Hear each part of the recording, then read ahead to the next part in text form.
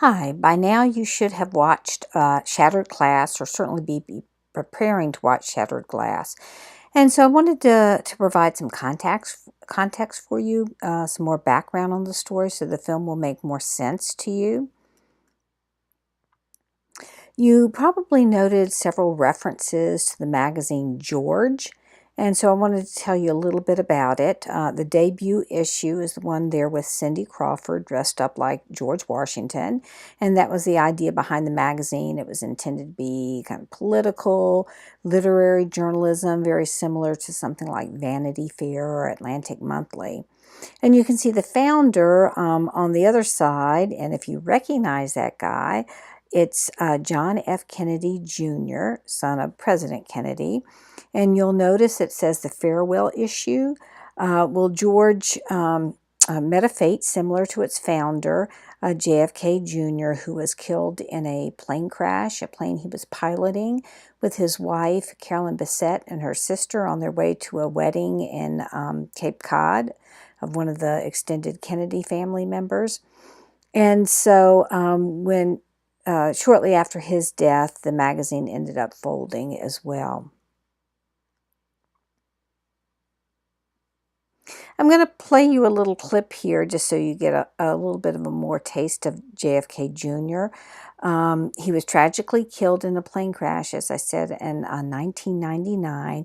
And so this is a piece actually about the paparazzi and about how he was certainly one of the most stalked celebrities by the photographers because, he was considered this dashing young man. So I'll play you a little bit of this clip.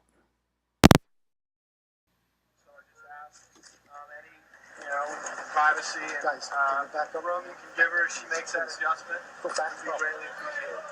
John Kennedy has lived his life in the camera's eye. But in October 1996, just after his honeymoon, the press frenzy is at its peak. He hopes to make a deal. We'll stand here, pose, answer your questions, and then you go away.